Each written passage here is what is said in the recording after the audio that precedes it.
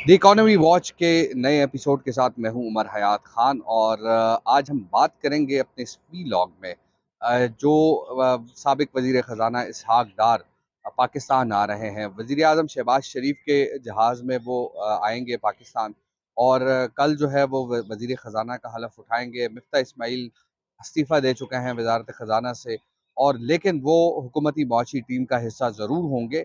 अब देखना यह है कि वजीर ख़जाना इसहाक डार जो साबिक वज़ीर ख़ज़ाना और अब नए वज़ीर ख़ज़ाना बनने जा रहे हैं, कल अपने ओहदे का हलफ़ लेंगे। लेकिन अगर हम इनकी 2013 से 2017 तक की कारकर्दगी देखें, तो उसमें इन्होंने डॉलर को कम रेट पर रखा मसनूई तरीके से, और ये इल्ज़ाम उन पर लगा था कि उन्होंने मसनूई तरीके से डॉलर को कम रेट पर रखा।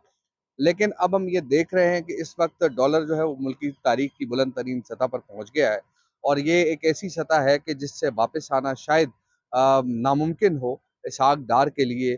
और इस वक्त अगर देखा जाए तो डॉलर की जो कदर है वो बढ़ती जा रही है। आज कुछ डॉलर कम हुआ है, 2.5 रुपए अभी तक जो इंटर बैंक में।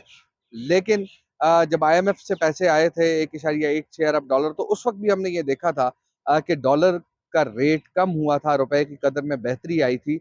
और लेकिन बाद में हमने देखा कि डॉलर फिर जो तारीखी बुलंद तरीन सतह है उसको छूने लग गया। 239 रुपए 94 पैसे तक इंटर बैंक में डॉलर गया था। फिर उसके बाद जो हाईएस्ट गया है वो 239 रुपए 71 पैसे तक गया है। लेकिन अगर मिफ्ता इस्माइल की पॉलिसियों को देखा जाए तो मिफ्ता इस्माइल की पॉलिसियां इस ज़मीन में भी हमें खटकती भी थी, और अवाम इस बारे में शदीद रद्द-ए-अमल का इज़हार कर रहे थे। और पार्टी के अंदर ख़ास तौर पर जो लीक भी, ऑडियो लीक भी है, उसमें भी मरियम नवाज़ जो हैं वो इसहाक डार पर तनकीद करती हुई मिफ्ता इस्माइल पर तनकीद करती हुई नज़र आ रही हैं। तो ये ऐसी चीज़ें हैं कि जिनसे हमें ये पता चलता है कि जो मिफ्ता इस्माइल की पॉलिसियाँ थी, वही पॉलिसियाँ अगर इसहाक डार भी कंटिन्यू रखेंगे, तो डेफ़िनेटली मईशत जो है वो उस तरह आगे नहीं बढ़ेगी। ख़ास तौर पर डॉलर का रेट, इसहाक डार ने कहा था कि डॉलर जो है 185 या 190 इसका एक्चुअल रेट होना चाहिए। अब देखना ये है कि इसहाक डार कैसे इसको मैनेज करते हैं। लेकिन जो इस वक्त करंट इकोनॉमिक सिचुएशन है पाकिस्तान की, वो अगर देखा जाए तो पाकिस्तान के पास डॉलर्स नहीं है।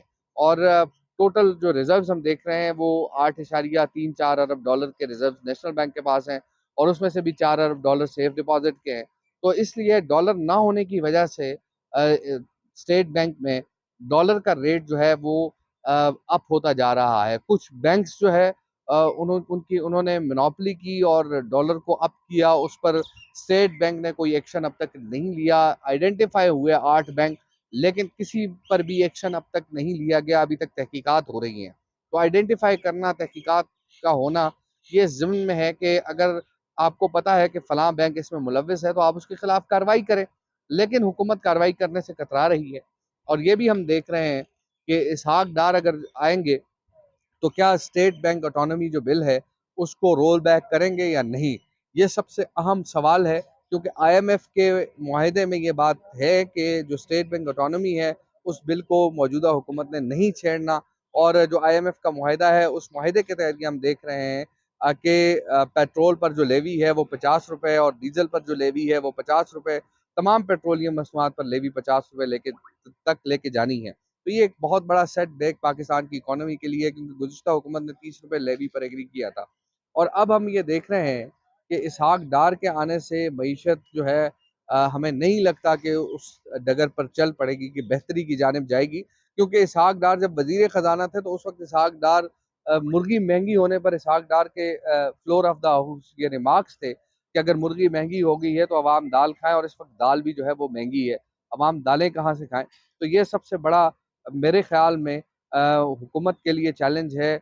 और वज़ीर ख़जाना आप चेंज कर दें, जो कुछ कर दें, लेकिन इस वक्त सूरत हाल मुख्तलिफ है। और जो ऑडियो लीक्स हैं उससे कौमी सलामती का बहुत बड़ा इशू खड़ा हो चुका है। क्योंकि 100 GB का डेटा है। मुबैना तौर पर वज़ीर आज़म शहबाज शरीफ और वज़ीर इक़्तिसादी उमूर अयाज सादिक, वज़ीर दाखिला राना सनाउल्लाह, वज़ीर कानून आज़म नज़ीर तारड़, और वज़ीर मनसूबाबंदी एहसन इकबाल और मरियम नवाज़ की आवाज़ें जो है वो उसमें सुनी जा रही हैं। तो मुबैना तौर पर ये कहा जा रहा है कि ये ऑडियोज़ उनकी हैं, और तमाम मीडिया जो है वो इसको चला चुका है। लेकिन अब देखना ये है कि हकीकत से इसका कितना ताल्लुक है, और क्या ये कौमी सलामती का मसला नहीं है कि अहम जो डिस्कशंस हो रही हैं वज़ीर-ए-आज़म हाउस में या वज़ीर-ए-आज़म ऑफ़िस में उसका डेटा या उसकी ऑडियो कैसे लीक हो जाती है, ये बड़े सवालात हैं। और ज़ाहिर-सी बात है कि वज़ीर-ए-आज़म से आर्मी चीफ़ भी मुलाकात करते हैं, डीजी आईएसआई भी मुलाकात करते हैं, तो उस ज़िम्न में अगर देखा जाए, तो हसास नौइयत के अहम कौमी मामलात, उन पर भी डिस्कशन होती है। तो अगर ये इस तरह की सूरत-ए-हाल होगी, तो डेटा अगर लीक होगा या ऑडियोज़ लीक होंगी, तो फिर पाकिस्तान के लिए बड़े प्रॉब्लम्स हो सकते हैं।